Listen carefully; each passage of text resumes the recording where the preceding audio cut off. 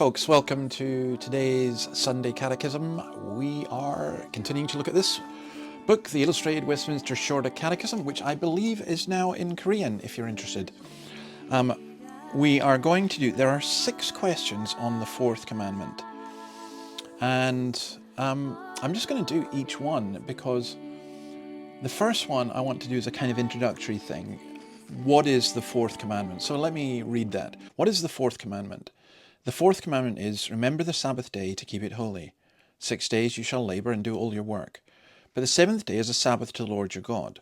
On it you shall not do any work, you or your son or your daughter, your male servant or your female servant, or your livestock, or the sojourner who is within your gates. For in 6 days the Lord made heaven and earth, the sea and all that is in them, and rested on the 7th day.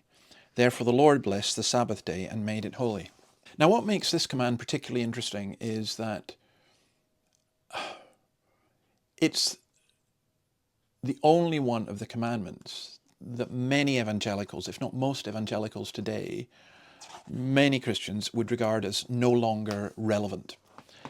Now I think that's a very difficult thing to do because I think the Decalogue, the 10 Commandments, is a whole, and I think there are various reasons that are given for this, and I've never been entirely convinced by them, although I can understand why. The Sabbath, for example, was on the Saturday.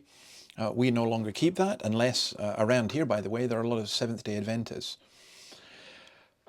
So, but I think it's important. I'm thinking of Bishop Ryle saying that if we lose the Sabbath, if a nation loses the Sabbath, it will lose Christianity. And I'm thinking about the questions like, do we call it the Sabbath or the Lord's Day?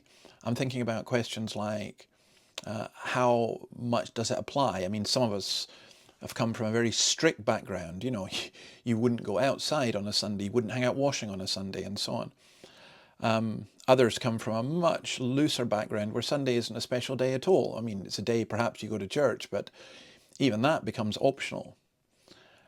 And I want to suggest that the Sabbath principle and that the 4th commandment still applies, not least because of Jesus saying, the Sabbath was made for man, not man for the Sabbath. So if this is something that God has given to us for our good, what has happened that we no longer need it? Why do we no longer need this gift? And as we go through this, I hope you'll see that we do.